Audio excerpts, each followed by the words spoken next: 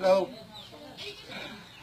Minsan po may nagpost sa Facebook na isang binata na nagtatanong kung paano daw niya malalaman ang isang babae na kung birim pa o hindi. Kaya nung mabasa ko yun, naalala ko nung kabataan ko, may pinagagawa ko na kung paano ko malaman ng isang babae kung birim pa. Na yun naman po isang napakalagang bagay para sa isang babae na may preserve yun at ibigay sa isang lalaki na magdadala sa kanya sa dambana. So sa pamamagitan po ng tali na ito, ay malalaman po natin, malalaman po ninyo kung birhin o hindi ang isang babae. At dapat po ito, magiging giya rin po ito para sa mga magulang na mamonitor nila yung mga anak nilang kababaihan kung ito'y gumagawa ng kabulastugan. So kung paano po ito gamitin, narito po may isang bata, wala naman pong kadalagahan na gustong pumayag na model sila.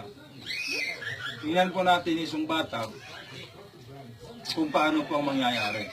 Ganito po yan. Halika. Ganito lang pong gagawin nyo sa lubid. Isukat nyo dito sa leg niya. Ganito po. Hindi po maluwag, hindi po masikip. Tama lang po nalalapat sa kanyang leg. Pagkatapos po, yung dulo na nakalapat doon, hawakan nyo yung dulo at saka idubli nyo yung tali. Idubli na po siya ngayon. Hawakan nyo ganyan. Pagkatapos, ilagay nyo sa bibig ng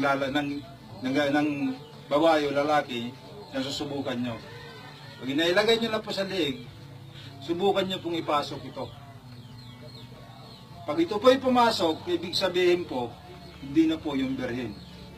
Maging malalaki man o hindi. Subukan ko po sa akin. Ako po'y may asawa na, may 3 anak. Subukan ko po. Ayan po. Ito po'y papasok dahil hindi na nga po ako birhen. Tingnan niyo po. Pumasok po. Pero sa kanya hindi po. Kung gusto niyo pong mapatunayan, subukan niyo. Yung mga parents, subukan niyo yung mga anak niyo. Baka may nangyayari nang hindi niyo gusto. Sige, yun lamang po. Maraming salamat po.